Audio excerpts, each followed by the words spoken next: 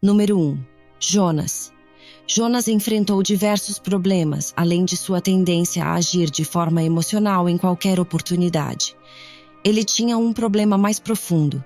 Ele tentou rejeitar a palavra de Deus porque não queria que os inimigos de Deus fossem salvos. Você pode pensar que Jonas estava correto, porque os assírios eram um povo terrível, praticando torturas horríveis e até mesmo esfolando pessoas vivas.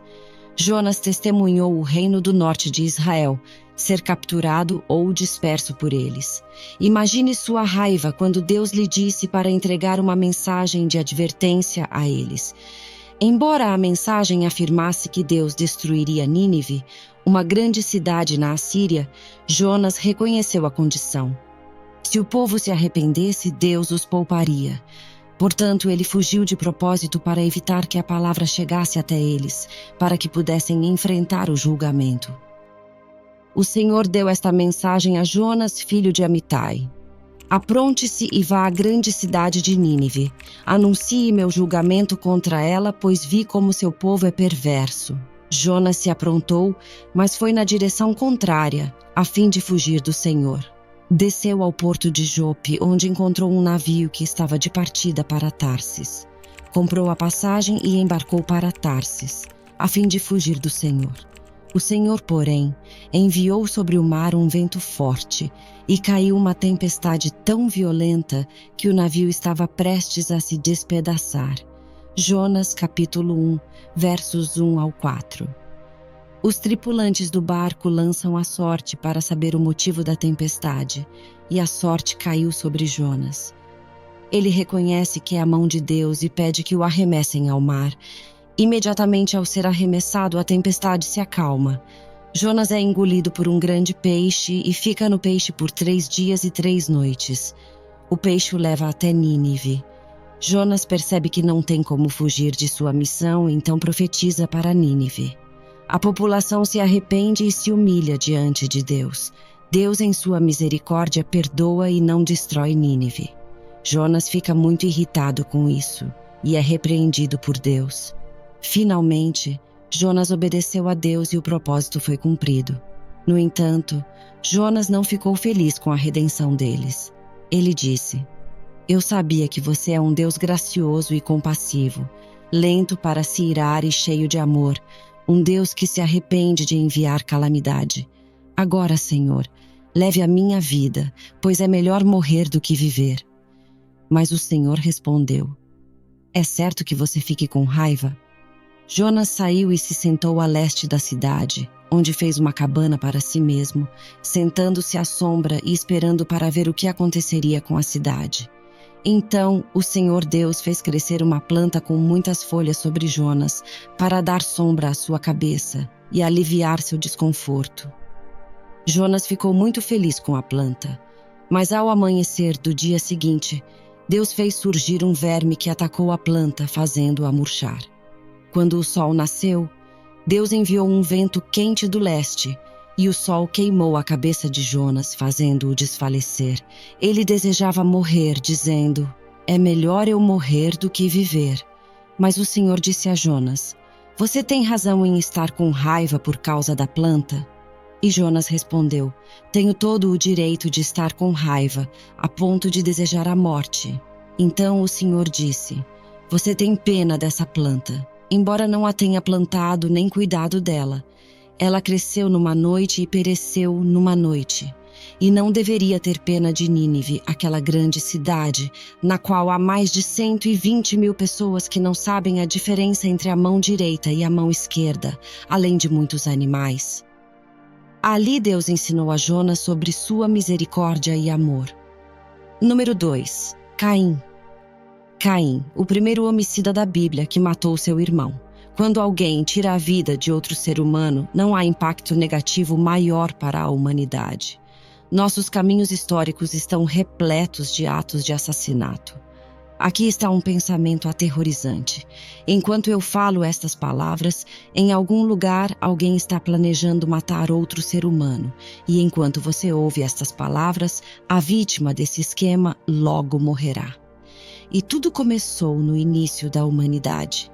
Adão e Eva foram expulsos do Éden e por isso não tinham mais a liberdade de uma relação casual com Deus. Então começou-se um período em que eles e seus filhos se relacionavam com Deus através de ritos onde se oferecia a Deus um símbolo de gratidão e devoção. Caim e Abel eram filhos de Adão e Eva. Eles foram diante de Deus com suas ofertas. Segundo o texto bíblico, Abel, que era criador de animais, escolheu um cordeiro imaculado, o melhor do seu rebanho. Caim, que era agricultor, reservou para oferecer a Deus parte dos frutos de seu trabalho. Segundo o texto, Deus se atentou para a oferta de Abel e não para a de Caim. Com isso, Caim ficou irritado contra o seu irmão. O Senhor disse a Caim: "Por que você está tão irado e por que seu rosto está irritado? Se você fizer o que é certo, você será aceito. Mas se não fizer o que é certo, o pecado está à sua porta, desejando dominá-lo, mas você deve dominá-lo." Com o coração inflamado de ódio e inveja, Caim chamou o seu irmão para o acompanhar até o campo. Ao chegar em seu destino, Caim usou uma pedra para atacar e matar Abel. Caim tentou esconder o que tinha feito. Diz o texto bíblico que Deus perguntou a Caim por Abel. Ele respondeu que não era responsável pelo irmão. Porém, Deus o confrontou e expôs o seu pecado, mas Deus não matou Caim e nem permitiu que alguém se vingasse. Pelo contrário, Caim foi marcado e condenado a vagar pelo mundo com a culpa por ter matado o próprio irmão. Deus lidou com Caim de forma amorosa.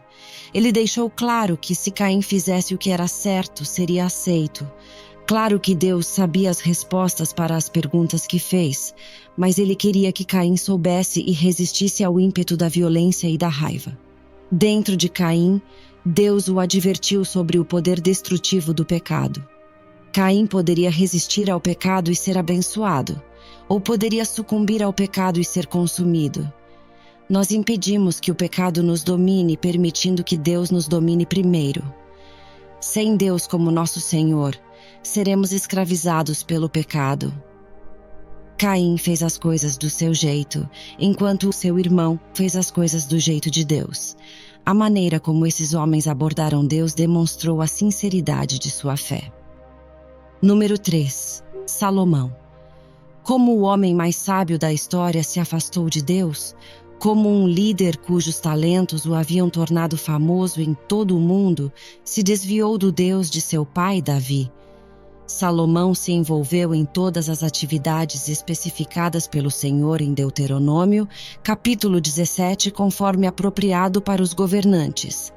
Além disso, não deve adquirir muitos cavalos de guerra para si mesmo, nem fazer com que o povo retorne ao Egito para adquirir cavalos a fim de expandir seu poder militar, uma vez que o Senhor lhe disse que você nunca voltaria por esse caminho novamente. Ele nunca deve adquirir várias esposas para si mesmo, pois do contrário, seu coração se afastará de Deus. Nem pelo mesmo motivo deve adquirir grandes quantidades de prata e ouro. Salomão acumulou riqueza na forma de cavalos egípcios, prata, ouro e esposas de outros países. Isso foi o início de sua queda final, e tudo aconteceu porque ele caiu na armadilha de comprometer sua fé em Deus e seguir os caminhos perversos das nações pagãs com as quais estava se associando, apesar do aviso do Senhor. Em 1 Reis, capítulo 9, versículos de 4 a 7, a Bíblia diz: "E quanto a você, se andar diante de mim como seu pai Davi andou, com integridade de coração e honestidade, agindo de acordo com tudo o que lhe ordenei, e se guardar meus estatutos e ordenanças, então estabelecerei o trono do seu reino sobre Israel para sempre, assim como prometi a seu pai Davi, dizendo que você não será privado de um homem no trono de Israel. Mas se você ou seus filhos de fato se desviarem de seguir-me e não guardarem os meus mandamentos e estatutos que coloquei diante de vocês, mas forem e servirem outros deuses e os adorarem, então vou cortar Israel da terra que lhes dei, e a casa que consagrei ao meu nome, eu expulsarei da minha vista, e Israel se tornará um ditado e objeto de zombaria entre todos os povos. Como resultado, Salomão perdeu a bênção de Deus. Salomão pode ter tido apenas cerca de 20 anos quando subiu ao trono. Ele recebeu uma oportunidade incrível, mas o relato final da vida de Salomão é de decepção.